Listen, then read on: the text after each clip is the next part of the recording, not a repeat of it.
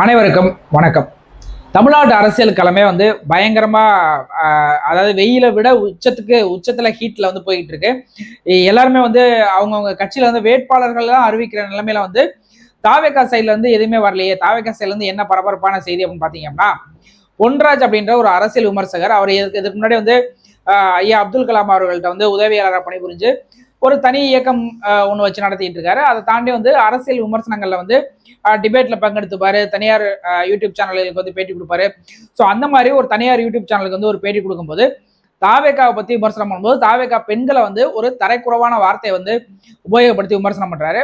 அது பெரிய சர்ச்சையாகி அந்த சர்ச்சைக்கு முற்றுப்புள்ளி வைக்கிற மாதிரியே அந்த சர்ச்சையை கையில் எடுத்து தாவேகா தலைவர் விஜய் அவர்களே நேரடியாக களத்துல இறங்கி நான் வரேன் அப்படின்னு சொல்லிட்டு உள்ள போயிட்டு டிஜிபி அலுவலகத்துல நேற்று ஒரு கம்ப்ளைண்ட் கொடுத்துட்டு வந்திருக்காரு.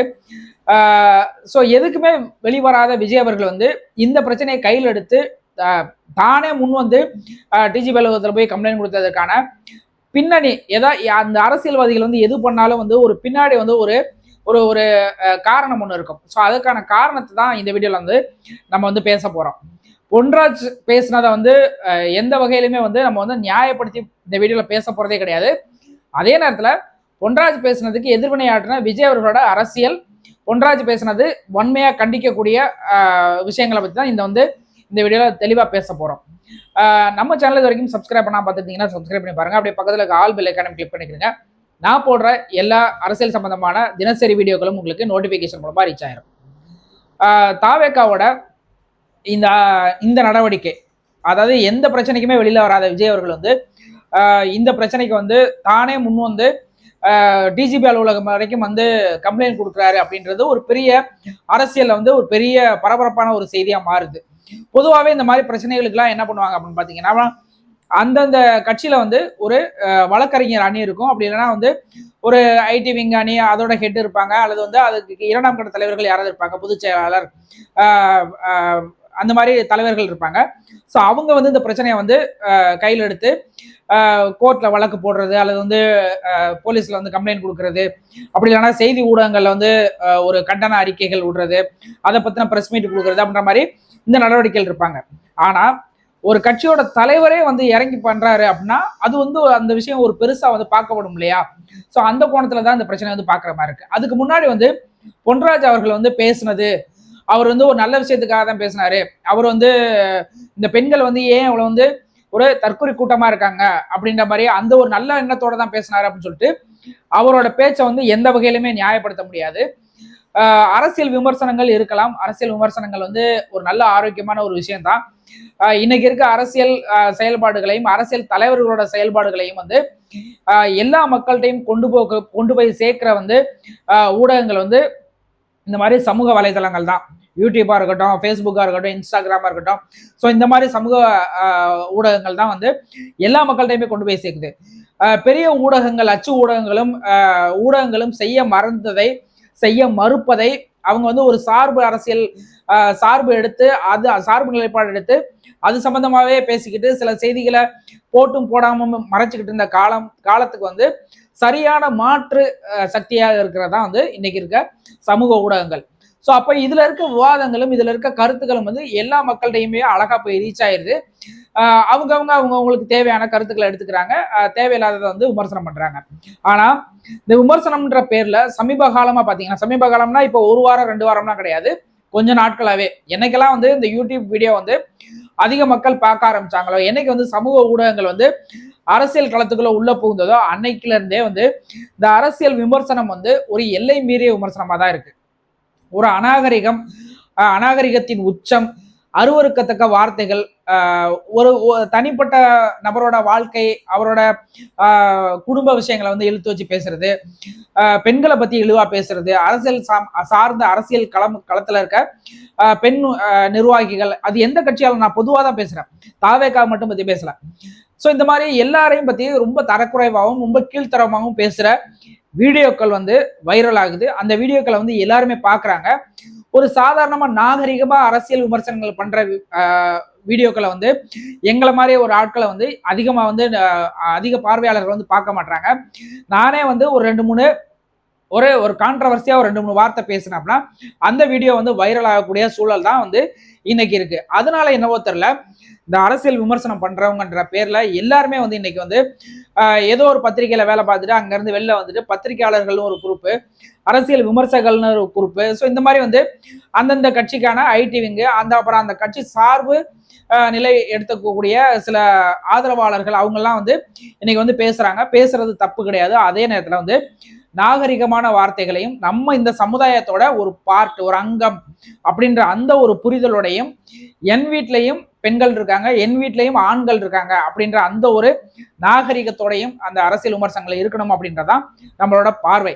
ஸோ அதை வந்து பொன்ராஜ் அவர்கள் மாதிரி வந்து ஒரு உயர்ந்த பதவியில இருந்துட்டு டாக்டர் அப்துல் கலாம் அவர்களோட உதவியாளர் என்ற ஒரு மிகப்பெரிய அந்தஸ்துல இருந்துட்டு, ஸோ அந்த மாதிரி ஒரு ஒரு மிகப்பெரிய ஒரு நாகரிகமான இடங்கள்ல இருந்துட்டு அவங்கள மாதிரி நபர்களோட வாய்கள்ல இருந்து அவர்களோட பேச்சுக்கள்ல இருந்து இந்த மாதிரி விபச்சாரி அப்படின்ற மாதிரி இந்த மாதிரி வார்த்தைகள் வர்றது வந்து ரொம்ப கவலை அளிக்கக்கூடிய ஒரு அரசியல் ஒரு நாகரிகமாக தான் நான் பார்க்குறேன். இது வந்து அரசியல் அநாகரிகம். விமர்சனங்கள் வந்து கடுமையாக விமர்சனம் பண்ணலாம். அதுக்கு வந்து நிறைய பேர் உதாரணங்களா இருக்காங்க. அறிஞர் அண்ணா அவர்கள் இருந்து, தந்தை பெரியார் அவர்கள் இருந்து, காமராஜர் அவர்கள் இருந்து, முன்னாள் முதல்வர்கள் எம்ஜிஆர், ஜெயலலிதா, கலைஞர் அவர்கள் வரைக்கும், ஏன் இப்ப இருக்கக்கூடிய முதலமைச்சர் மு.க. ஸ்டாலின் வரைக்கும் மற்ற கட்சிகளை, எதிர்கட்சிகளை வந்து விமர்சனம் பண்ணும்போது இவ்வளவு தரம் தாழ்ந்து விமர்சனம் பண்றாங்களா அப்படின்ற அந்த ஒரு கேள்விக்கு வந்து நம்ம வந்து பதில் சொல்லி ஆகணும். ரொம்ப ரொம்ப அரிதா இருக்கும். அப்படி இல்லைன்னா அவங்க அந்த மாதிரி வார்த்தைகளை வந்து உபயோகப்படுத்திருக்கவே மாட்டாங்க அவங்களோட மொத்த அரசியல் வாழ்க்கையிலையும். நமக்கு வந்து யாரை வந்து தலைவராக ஏத்துக்கிறோம், யாரோ ஒருத்தங்கள நம்ம வந்து ஃபாலோவராக ஏத்துக்கிறோம் இல்லையா? இப்ப எனக்கு வந்து அண்ணா பிடிக்கும், ஜெயலலிதா பிடிக்கும், அதுக்கப்புறம் வந்து காமராஜர் பிடிக்கும், அந்த மாதிரி எனக்கு வந்து இந்த தலைவர்கள்லாம் பிடிக்கும் போது, அம்பேத்கர் பிடிக்கும் அப்படின்னு சொல்லும் போது அவங்கள இருந்து நம்ம வந்து ஒரு அரசியல் எடுத்துக்கிறோம். அந்த அரசியல் வந்து மக்கள்கிட்ட பேசுறோம். அந்த நமக்கு தெரிஞ்ச அரசியலை வச்சுக்கிட்டு நம்ம வந்து இப்ப இருக்க அரசியல் வந்து விமர்சனம் பண்ணும்போது நாகரிகம் வந்து எங்க போச்சு? இந்த தலைவர்கள் வந்து நான் அநாகரிகமா நீங்க அரசியல் விமர்சனம் பண்ணுங்க அப்படின்னு நம்மளுக்கு என்னைக்காவது கத்துக் கொடுத்துருக்காங்களா அப்படின்ற ஒரு பெரிய கேள்வி எழுந்தாலே எல்லா ஊடகங்களும், எல்லா தொலைக்காட்சிகளும், எல்லா பத்திரிகை ஊடகங்களும், எல்லா சமூக வலைதளங்களும் இந்த நாகரிகமான அரசியல் விமர்சனத்தை நோக்கி நம்ம வந்து பயணம் பண்ணலாம் அப்படின்றது என்னோட கருத்து. ஓகே, இப்போ வந்து இதுல அரசியல் பார்வை என்ன இருக்கு? ஏன் வந்து விஜய் போய் கம்ப்ளைண்ட் கொடுத்தது வந்து அரசியல் பார்வையா நீங்க பாக்குறீங்க அப்படின்ற மாதிரி நீங்க கேட்கலாம். ஒரு அரசியல்வாதி எது பண்ணாலுமே சரி, வெளியில வந்து கையெடுத்து கும்பிடுறதுல இருந்து, அவன் சிரிக்கிறதுல இருந்து, அவன் வந்து கோபமா மூஞ்சி வச்சுக்கிறதுல இருந்து, சோகமா மூஞ்சி வச்சுக்கிறதுல இருந்து எல்லாத்துக்குமே வந்து ஒரு அரசியல் பின்னணி இருக்கும். அது வந்து வெளியில வந்து நம்ம காமிக்கும் போது தொண்டர்கள் வந்து இப்படி புரிஞ்சுப்பாங்க அப்படின்ற அந்த ஒரு மனநிலையோட தான் ஒவ்வொரு அரசியல்வாதியும் செயல்படுவாங்க. அதற்கு வந்து விஜய் ஒன்றும் விதிவிலக்கு கிடையாது. விஜய் வந்து புதிய அரசியல்வாதி, அவர் வந்து தூய சக்தி அப்படின்ற மாதிரிலாம் வந்து அந்த உருட்டெல்லாம் வந்து நம்ம இங்க உருட்ட முடியாது. நான் வந்து இந்த பெண்கள் பிரச்சனையை வந்து பேசி முடிச்சிட்டேன். அதனால வந்து இதுக்கும் அதுக்கும் சம்மந்தம் கிடையாது. எந்த பிரச்சனைக்குமே போகாத விஜய் அவர்கள் வந்து ஏன் இந்த பிரச்சனையை வந்து முன்னிலைப்படுத்துறாரு? இந்த பிரச்சனைக்கு வந்து தானே இறங்கி போய் டிஜிபி அலுவலகத்தில் போய் கம்ப்ளைண்ட் கொடுக்க வேண்டிய அவசியம் என்ன? ஏன் வழக்கறிஞர் அணி என்னாச்சு? அந்த அந்த தாவேக்கால இருக்க வழக்கறிஞர் அணி என்னாச்சு? தாவேக்கால இருக்க 2ஆம் கட்ட தலைவர்கள் என்ன ஆனாங்க? தாவேக்கால இருக்க செய்தி தொடர்பாளர் என்ன ஆனாரு? அவர் ஏன் வந்து ஒரு பிரஸ் மீட்டை போட்டு இந்த மாதிரி பொன்ராஜ்ன்ற ஒருத்தர் பேசியிருக்காரு, அவருக்கு வந்து நாங்க வன்மையா கண்டிக்கிறோம் அப்படின்னு சொல்லிட்டு பேசலாமே. ஏன் மகளிர் அணி தலைவர்கள் வந்து அங்கே இல்லையா? மகளிர் அணி என்னாச்சு? தாவேக்கால இருக்க மகளிர் அணி என்னாச்சு? ஒரு ஒரு ஒரு சின்ன அளவுல ஒரு போராட்டத்தை கூட நடத்திருக்கலாமே. இதெல்லாம் பண்ணாம விஜய் அவர்களே, அதாவது தலைவர் அவர்களே வந்து நேரடியா போய் களத்துல போய் இறங்கினா இன்னும் பார்வை வந்து அதிகமாகும் அப்படின்ற ஒரு நல்லெண்ணத்தோட இருக்கலாம். ஆனா அதுக்கு பின்னாடி இருக்க அரசியல் தான் நம்ம பேச போறோம். ஆரம்ப காலத்துல இருந்தே நம்ம வருவோம். தாவேகா தலைவர்களை பத்தியும், தாவேகா தலைவர் விஜய் அவர்களோட குடும்பத்தை பத்தியும் சோசியல் மீடியாலையும் சரி, தாவேக்கால இருக்கவங்களும் சரி, தாவேக்காவோட நிர்வாகிகளும் சரி, தாவேக்கா தொண்டர்களும் சரி, விர்ச்சுவல் வாரியர்ஸும் சரி, எவ்வளவு அநாகரிகமான பதிவுகளை வந்து இது வரைக்கும் போட்டிருக்காங்க அப்படின்றத நமக்கு சொல்லி மாளாது. ஸோ அதுக்கெல்லாம் வந்து ஏன் விஜய் வந்து குரல் கொடுக்கல அப்படின்ற அந்த ஒரு கேள்வி இருக்கு. 41 உயிர்கள் இறந்த போது எல்லாரும் தமிழ்நாடு மக்கள் முழுக்க சொன்ன ஒரே வார்த்தை வந்து அது எப்படி இறந்தாங்க, என்ன இறந்தாங்க அப்படின்ற அந்த டீட்டெயிலுக்குள்ள போல. ஆனா வந்து இந்த விஜயை பார்க்கறதுக்கு ஏன் வந்து இவ்வளவு ஒரு கட்டுப்பாடு இல்லாம இருக்காங்க? ஏன் இவ்வளவு மோசமா நடந்துக்கிறாங்க? அவங்களோட வாழ்க்கையை பத்தி யோசிக்க மாட்டாங்களே? ஏன் வந்து இவ்வளவு ஒரு ஒரு ஒரு தன்னோட ரசிகரை, தன்னோட தலைவனை பார்க்கறதுக்கோ அல்லது வந்து தனக்கு பிடிச்ச நடிகரை பார்க்கறதுக்கு ஏன் வந்து தன்னோட உயிரையே பணையம் வைக்கணும் அப்படின்னு சொல்லிட்டு எல்லாரோட ஒட்டுமொத்த குரலும் வந்து அந்த குரலா தான் இருந்தது. அந்த குரல் வந்து ஏன் விஜயோட குரலா இல்ல? விஜய் அவர்கள் வந்து என்னைய பார்க்க வர்றதுக்கு ஏன் இவ்வளவு சிரமப்படுறீங்க? என்னைய பார்க்க வர்றதுக்கு முன்னாடி உங்களோட உயிரை வந்து நீங்க நினைங்க, உங்களோட வீட்டுல இருக்க அப்பா அம்மாவை நினைங்க அப்படின்னு ஏன் வந்து இது நாள் வரைக்கும் ஏன் வந்து குரல் கொடுக்கல? இப்ப கூட தஞ்சாவூர் அவரோட பயணத்துல வந்து பின்னாடி ஃபாலோ பண்ணி போனா ஒரு பையன் வந்து இறந்து போயிட்டாப்ல, சிகிச்சையில இருந்து இறந்து போயிட்டாப்ல. அது வரைக்கும் கூட அந்த ஒரு மாதிரியான ஒரு நிகழ்வுகளை வந்து ஏன் விஜய் வந்து கண்டிக்கல அப்படின்ற அந்த ஒரு பெரிய கேள்விக்கு வந்து பதிலே கிடையாது. அதை தாண்டி தன்னோட பெண் ரசிகர்கள் அல்லது பெண் நிர்வாகிகள், பெண் உறுப்பினர்கள் வந்து அவங்க வந்து அந்த மைக்குக்கு முன்னாடி பேசுறதெல்லாம் வந்து விஜய் எப்பவுமே ரசிக்கிறார் அப்படின்ற மாதிரி தான் நான் பாக்குறேன். ஸோ அவரே வந்து மேடைகள் வச்சிருக்காரு, நான் நிறைய வீடியோஸ் எல்லாம் பாக்குறேன் அப்படின்னு சொல்லிட்டு. ஸோ அப்படி பார்க்கும்போது என்னோட குழந்தைய வந்து ஐசியூல விட்டுட்டு வந்திருக்கேன் அப்படின்னு சொல்ற ஒரு பெண்ணை வந்து ஏன் வந்து விஜய் அவர்கள் வந்து கண்டிக்கல?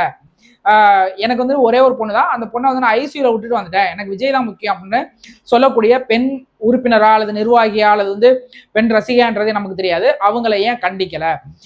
என்னோட குழந்தை இறந்தது கூட எனக்கு பிரச்சனை கிடையாது, ஆனா விஜய பக்கத்துல இருந்து பாக்குறதுக்கான வாய்ப்பு கிடைச்சது அப்படின்னு சொல்லும் போது அந்த ஒரு சம்பவத்தை வந்து ஏன் விஜய் வந்து கண்டிக்கல? என்னோட தாய் தந்தையரை வந்து அதுக்கு மேல வந்து விஜய் தான் அப்படின்னு சொல்லும் போது அது வந்து ஒரு அளவுக்கு அதிகமான ஒரு அன்பு தான், அன்பின் வெளிப்பாடு தான் அந்த வார்த்தை. ஆனா ஒரு நல்ல தலைவன் என்ன சொல்லணும், ஒரு நல்ல நடிகன் என்னன்னு சொல்லணும், சமுதாய அக்கறை உள்ள ஒரு நடிகனோ ஒரு தலைவனோ என்ன சொல்லணும், முதல்ல உங்க அப்பா அம்மாவை பாருங்க, முதல்ல உங்க குடும்பத்தை பாருங்க, அப்புறம் தான் அதுக்கு அடுத்து தான் அரசியல், அதுக்கு அடுத்து தான் சினிமா அப்படின்ற மாதிரி ஏன் வந்து எதையுமே வந்து விஜய் வந்து அவர்களோட ரசிகர்களுக்கும் அவர்களோட தொண்டர்களுக்கும் சொல்லல அப்படின்றது நிறைய கேள்விகளை வந்து நம்ம கேட்க வேண்டியதா இருக்கு. ஸோ இதுக்கெல்லாம் வந்து கோவப்படாத ஒரு மனுஷன் ஏன் தன்னோட மனைவியை, அதாவது இன்னும் விவாகரத்து வாங்குற வரைக்கும் அவரோட மனைவி வந்து திருமதி சங்கீதா அவர்கள் தான், தன்னோட மனைவியையும் தன்னோட குழந்தைகளையும் வந்து அருவருக்கத்தக்க ஆபாச வார்த்தைகளால திட்டுனவன் அவன் எவனா இருந்தாலும் சரி, அது டிவிகேவா இருக்கட்டும், டிஎம்கேவா இருக்கட்டும், ஏடிஎம்கேவா இருக்கட்டும், இல்லை எந்த கட்சியிலுமே இல்லாத ஒரு ஒரு ஒரு ஒரு தற்கூரியா இருக்கட்டும், அதாவது தாவேக்கால தான் இருக்கவங்க தான் தற்கூரின்னு கிடையாது, எல்லா கட்சியிலுமே தற்கூரி இருக்கான், கட்சியில் இல்லாத நிறைய பேர் வந்து தற்கூரிகளாகவும் இருக்கானுங்க. ஸோ அது எவனா வேணாலும் இருக்கட்டும், அவன் மேல வந்து ஏன் கேஸ் கொடுக்கல, என்னோட குடும்பத்தை வந்து இழிவா பேசுறாங்க அப்படின்றது சங்கீதாவை பார்த்தா உங்களுக்கு ஒரு பெண்ணா தெரியலையா? ஏன் வந்து நடிகையோட த்ரிஷாவோட சம்பந்தப்படுத்தி பாஜக தலைவர் நயினார் நாகேந்திரன் வந்து ஒரு வார்த்தை பேசினதுக்கு விஜய் அவர்கள்ட்ட வந்து ஏன் வந்து எந்த கண்டனமும் வரல? அதாவது தன்னோட தோழி, தன்னோட சக நடிகை, நிறைய படங்கள்ல ஒன்னா நடிச்சா ஒரு நடிகை தன்னோட தோழினே வச்சுக்கிடுவோம். ஸோ அப்படிப்பட்ட ஒரு நபரை பத்தி, ஒரு பெண்ணை பத்தி ஒரு அரசியல் தலைவர் வந்து அபாசமா பேசுறாரு, அதை பத்தி கண்டிக்க முடியல, அதை பத்தி ஒரு வழக்கு தொடரல, அதுக்கு பத்தி ஒரு கண்டனம் கிடையாது. அதை தாண்டி நீங்களும் விஜய் அவர்களும் த்ரிஷா அவர்களும் வந்து ஒரு திருமணத்துக்கு போயிட்டு வந்த நிகழ்வு வந்து இந்த சமுதாயம் வந்து எப்படி வந்து கொண்டாடுச்சு அப்படின்றது எல்லாருக்குமே தெரியும். அப்போ அவர் வந்து ஏன் வந்து இந்த டிஜிபி அலுவலகத்தில் போயிட்டு ஒட்டுமொத்த தமிழ் சமூகமும் எனக்கு எதிராக வந்து திசைரும்பி இருக்காங்க, ஒட்டுமொத்த தமிழ் சமூகத்து மேலேயும் ஒரு கேஸை போடுங்க, எவன்லாம் வந்து இந்த சோசியல் மீடியாவில் வந்து என்னையும் த்ரிஷாவையும் வந்து சம்மந்தப்படுத்தி வீடியோ போடுறானோ, எவன்லாம் வந்து என்னையும் த்ரிஷாவையும் சம்மந்தப்படுத்தி ட்வீட் போடுறானோ, எவன்லாம் வந்து ரீல்ஸ் போடுறானோ, எவன்லாம் வந்து கமெண்ட்ஸ் போடுறானோ எல்லாத்தையும் அரெஸ்ட் பண்ணுங்கன்னு ஏன் சொல்லலை? அது பாசிபிலிட்டி இல்லைன்னா கூட ஏன் வந்து ஒரு அறிக்கை விடல? என்னையும் வந்து அந்த நடிகை, என்னோட தோழியான த்ரிஷாவை பத்தி பேசுறதுக்கு யாருக்குமே உரிமை கிடையாது, யாருக்குமே ரைட்ஸ் கிடையாது, எங்களோட தனிப்பட்ட வாழ்க்கை, எங்களோட தனிப்பட்ட விருப்பம், எனது தோழி அப்படின்னு சொல்லி ஒரு ஒரு சொல்றதுக்கு ஏன் வந்து விஜய் வந்து தயங்கினாரு? ஸோ அப்போ அவரோட நிலைப்பாடு என்னவா இருக்கு அப்படின்னு பாத்தீங்க அப்படின்னா, பெரிய இடத்துல வந்து தலைவர் வந்து கை வைக்க மாட்டாரு. யாரெல்லாம் வந்து சின்னதா இருக்காங்க அப்படி இல்லைன்னா யாரு திமுக சைட்ல யார் இருக்காங்க, அவங்க சைட்ல இருந்து ஏதாவது வந்துட்டா மட்டும்தான் விஜய் அவர்கள் வந்து உடனே களமிறங்கி இது வந்து திமுகவோட சதி, இது வந்து திமுக வச்ச ஆளு அப்படின்ற மாதிரிலாம் வந்து ஒரு பிரச்சாரத்தை வந்து முன்னெடுக்கிறதுக்கான அரசியல் லாபத்துக்காக மட்டுமே தான் வந்து டிஜிபி அலுவலகத்துக்கு போயிருக்காரே தவிர உண்மையிலே தன்னோட பெண் தொண்டர்களை பத்தி தரக்குறைவா பேசுனதுக்காகவோ அல்லது தமிழ்நாட்டில் இருக்க விஜய் ரசிகைகளை பத்தி தரக்குறைவா பேசுனதுக்காகவோ வந்து அவர் வந்து டிஜிபி அலுவலகத்துக்கு போகலை அப்படின்றதான் என்னோட அரசியல் பார்வையா இருக்கு. டிஜிபி அலுவலகத்துக்கு போயிட்டு இது மூலமா வந்து வழக்கு தொடர்ந்து பொன்ராஜை வந்து கைது செய்யலாம், அல்லது பொன்ராஜ் அவர்கள் வந்து மன்னிப்பு கேட்கலாம், எது வேணாலும் நடக்கலாம், அல்லது அவர் மேல ஒரு வழக்கு போட்டு அந்த வழக்கு வந்து ரொம்ப நாள் வந்து நீடிக்கலாம். ஸோ அது எது வேணாலும் நடக்கலாம். ஆனா இதே மாதிரி அதாவது தன்னோட கட்சியில இருக்க பெண்களை பத்தி தப்பா பேசிட்டாரு அப்படின்னு சொல்லிட்டு வெளியில வந்து போராடுற விஜய் ஆண்களுக்காக போராடவே மாட்டீங்களா சார்? உங்களோட விர்ச்சுவல் வாரியர்ஸ் எல்லாம் எவ்வளவு அநாகரிகமா பேசுறாங்க, அவங்கெல்லாம் வந்து மற்ற கட்சிக்காரர்கள் வந்து எவ்வளவு அநாகரிகமா கமெண்ட் பண்றாங்க, எவ்வளவு அநாகரிகமா விமர்சனம் பண்றாங்க அப்படின்றதெல்லாம் நீங்க பார்க்கவே இல்லையா? ஸோ அப்போ ஆண் உறுப்பினர்கள்லாம் உங்களுக்கு தேவையில்லை, வெறும் பெண்கள் உறுப்பினர்கள் மட்டும்தான் வேணுமா? ஸோ அப்போ இதெல்லாம் வந்து ஓட்டு அரசியல் பின்னணியில இருக்க ஒரு கேவலமான எல்லாரும் பண்ணிக்கிட்டு இருக்க ஒரு அரசியல் தானே. இதைத்தானே திமுகவும் பண்றாங்க, இதைத்தானே அதிமுகவும் பண்றாங்க, இதைத்தானே பிஜேபியும் பண்றாங்க, இதைத்தானே எல்லா கட்சிக்காரங்களும் பண்றாங்க. அப்புறம் நீங்க மட்டும் வித்தியாசம், நான் மட்டும் தூய சக்தி, நான் மட்டும் மாற்று அரசியல் அப்படின்னு சொல்லிக்கிறதுக்கு எந்த விதமான முகாந்திரமும் இல்லை அப்படின்றதான் என்னுடைய அரசியல் பார்வையா இருக்கு. நான் திரும்பவும் சொல்றேன், பொன்ராஜ் அவர்கள் பேசுனதை வந்து எந்த வகையிலுமே நியாயப்படுத்தல. அவர் வந்து நல்லெண்ணத்தோட பேசினாரு, வார்த்தை தவறி வந்துருச்சு அப்படின்ற மாதிரிலாம் நம்ம வந்து சப்போர்ட் கட்டல. அவர் பேசுனது ஒரு அருவருக்கத்தக்க விமர்சனம், அருவருக்கத்தக்க வார்த்தை. அதே நேரத்துல அந்த பிரச்சனையை விஜய் அவர்களே கையில் எடுத்தது, விஜய் அவர்களே டிஜிபி அலுவலகத்துல போய் கம்ப்ளைண்ட் கொடுத்ததுங்கிறது பக்கா அரசியல். அதுக்கு பின்னாடி இன்னைக்கு வந்து வேட்பாளர்கள் போட முடியல, வேட்பாளர்கள் கூட்டம் நடத்த வேண்டியது, வேட்பாளர் அறிமுக கூட்டம் நடத்த வேண்டியது கேன்சல் ஆயிருக்கு, எங்க போய் பிரச்சாரம் பண்றதுன்னு தெரியாம இருக்காங்க. காங்கிரஸ்ல இருந்து நிறைய நிர்வாகிகள் வந்து உள்ள வருவாங்கன்ற கனவுகளோடு இருக்காங்க. வேட்பாளர்கள் 234 தொகுதியிலையும் வேட்பாளர்கள் இன்னும் வந்து முடிவுக்கு வராம இருக்கு. இந்த மாதிரி விமர்சனங்களை எல்லாம் வந்து நம்ம எதிர்கொள்ளணும். அதற்கு வந்து நம்ம ஏதாவது வந்து வேற ஏதாவது டைவர்ட் பண்ணி விட்டுலாம் அப்படின்ற அந்த திசை திருப்புற முயற்சி தான் டிஜிபி அலுவலகத்துக்கு விஜய் போனது. உங்களோட கருத்துக்கள் என்ன அப்படின்றத நீங்க கமெண்ட் செக்ஷன்ல போடுங்க. வேற ஒரு இன்ட்ரெஸ்டிங்கான வீடியோ மீட் பண்ணலாம். நன்றி.